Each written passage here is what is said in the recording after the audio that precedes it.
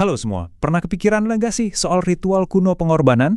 Mungkin kedengerannya asing ya buat kita sekarang, tapi praktek ini ternyata jadi inti dari salah satu kisah yang paling mengubah dunia. Hari ini kita bakal telusuri jejaknya, dari mezbah kuno sampai ke sebuah salib, untuk benar-benar paham apa itu pengorbanan tertinggi. Nah, ini dia pertanyaan besarnya. Gimana caranya Tuhan yang Maha Kudus bisa hidup berdampingan dengan kita manusia yang, ya, nggak sempurna? Ini bukan teka-teki biasa loh, ini adalah dilema mendasar yang butuh jawaban yang luar biasa juga. Oke, sebelum kita bahas solusinya, kita harus ngerti dulu dong masalahnya apa. Ini soal perpisahan yang fundamental antara kekudusan dan kemanusiaan. Jadi, dari awal ceritanya ada satu aturan main yang jelas. Setiap pelanggaran terhadap kekudusan Tuhan yang kita sebut dosa, konsekuensinya mutlak, kematian. Tapi ini bukan cuma soal jantung berhenti berdetak ya, ini lebih dalam lagi. Ini soal putusnya hubungan spiritual, terpisah dari sumber kehidupan itu sendiri. Oke, jadi biar kita satu pemahaman dulu nih. Dosa dalam konteks ini bukan sekedar daftar perbuatan salah.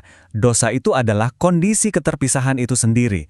Bayangin aja ada jurang yang lebar banget antara kekudusan Tuhan dan kita sebagai manusia. Dan jurang ini nggak mungkin bisa kita jembatani sendiri. Nah, terus gimana dong caranya? Solusi pertama yang Tuhan berikan adalah sebuah sistem yang penuh simbol dan makna yang mendalam, yaitu kurban hewan. Disinilah belas kasihan Tuhan itu muncul di tengah konsekuensi yang seharusnya mengerikan. Jadi, alih-alih manusia yang mati, disediakan pengganti. Darah hewan yang gak bersalah diizinkan untuk seolah-olah menutupi dosa untuk sementara.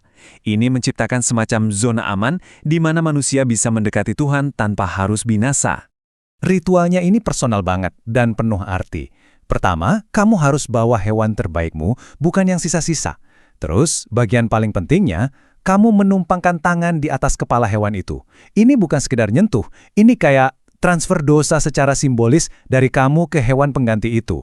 Dan akhirnya, ya, hewan itu mati di tempatmu. Sebuah penggantian yang sangat gamblang. Dan ini bukan cuma ide loh, ini nyata. Ritual ini terjadi di sebuah benda fisik yang, wah, mengesankan, mezbah tembaga.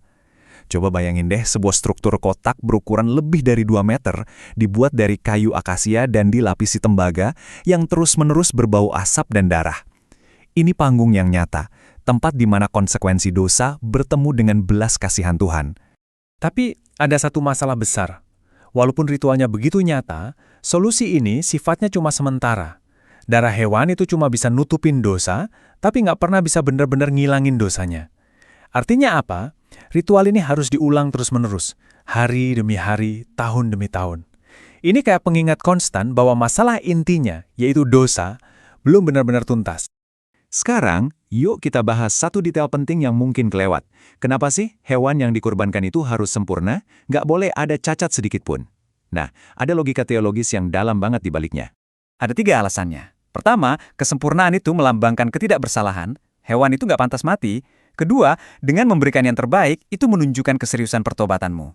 Tapi, nah yang ketiga ini yang paling krusial. Setiap domba sempurna yang dikurbankan itu sebenarnya hanyalah bayangan, semacam teaser atau petunjuk yang mengarah pada satu kurban yang sejati dan benar-benar sempurna di masa depan. Dan bedanya tuh jauh banget kan? Di satu sisi, memberikan yang terbaik itu adalah tindakan iman yang tulus, sebuah pengakuan betapa seriusnya dosa itu. Di sisi lain, ngasih yang cacat atau sisa-sisa, itu mengubah tindakan suci ini jadi ritual kosong. Malah jadi kayak meremehkan kekudusan Tuhan yang justru ingin kita dekati. Dan disinilah kita sampai di puncak ceritanya. Semua pengorbanan, semua ritual, semua bayangan tadi, ternyata cuma pemanasan buat satu momen, satu realitas terakhir. Gila kan, ratusan tahun sebelum kejadiannya, Nabi Yesaya udah nulis kata-kata ini. Coba deh perhatikan bahasanya, persis kayak ritual di mezbah. Ada satu pribadi yang menanggung kejahatan kita semua. Disinilah kita lihat ada pergeseran yang udah dinubuatkan. Dari hewan ke manusia. Dari yang sementara jadi permanen. Lalu, momen itu pun tiba. Yohanes Pembaptis melihat Yesus dan mengucapkan kata-kata yang mengubah segalanya. Perhatiin deh baik-baik. Dia nggak bilang anak domba yang menutupi dosa, tapi yang menghapus dosa dunia. Bedanya fundamental banget. Inilah penggenapannya. Realitas yang udah ditunjuk oleh semua bayangan-bayangan sebelumnya. Oke, biar lebih jelas, kita bandingin langsung aja ya.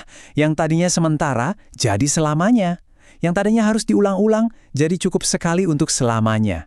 Yang tadinya cuma bayangan, sekarang jadi realitasnya. Dan yang paling penting, dari yang tadinya cuma menutupi dosa, sekarang benar-benar menghapus dosa. Inilah jawaban final untuk pertanyaan besar yang kita bahas di awal tadi. Jadi, kita tutup pembahasan ini dengan satu pertanyaan buat direnungkan. Kalau dosa itu ibarat utang yang nggak mungkin bisa kita lunasin, dan pengorbanan tertinggi ini udah bayar semuanya sampai lunas, apa artinya hidup tanpa beban utang itu? Gimana rasanya berjalan dengan bebas, tahu bahwa catatan utangmu sudah bersih total? Itu pemikiran yang bisa mengubah segalanya.